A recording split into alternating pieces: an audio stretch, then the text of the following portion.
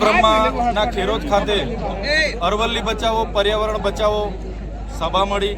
આ વિશાળ સભામાં આ વિસ્તારના હજારો લોકો ઉપસ્થિત રહ્યા અને બધાએ આક્રોશ વ્યક્ત કર્યો અને અરવલ્લી બચાવવા માટે આવનારા દિવસોમાં જે પણ દિશા નિર્દેશ મળશે એ તરફ બધાએ આગળ વધવાનું નક્કી કર્યું છે।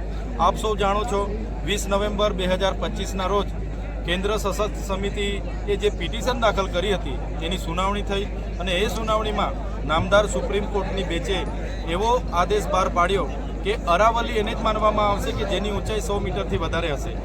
એવા પર્વતો જે 500 મીટરના અંતરમાં આવેલા છે એમને પણ અરાવલી તરીકે ગણવામાં આવશે નહીં, એમને પણ જંગલ વન રક્ષણ મળશે નહીં।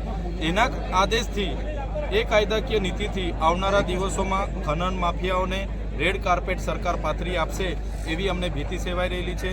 આ અરાવલીના પહાડો એ માત્ર પહાડો નથી, એ અમારી આસ્થા છે, અમારું અસ્તિત્વ છે, અમારા પર્યાવરણ, પાણી અને પ્રકૃતિ, અમારી પ્રજાતિઓનું ઉત્થાન છે। ત્યારે એને બચાવવા માટે આવનારા દિવસોમાં અમે દરેક મોરચે લડવા માટે તૈયાર છે।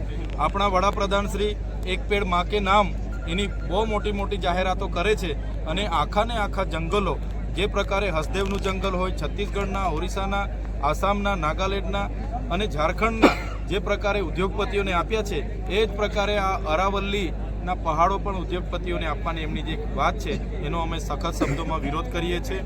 અમે રાજસ્થાન, હરિયાણા અને દિલ્હીના લોકો સાથે પણ સંપર્કમાં છે। આવનારા દિવસોમાં જરૂર જણાશે અમે ગાંધીનગર ખાતે પણ કૂચ કરીશું। અગર નામદાર સુપ્રીમ કોર્ટ આના પર ફરી સુનાવણી ન કરે અને સરકાર એ વાપસ નહીં લે તો આવનારા દિવસોમાં દિલ્હી તરફ પણ અમે કૂચ કરીશું।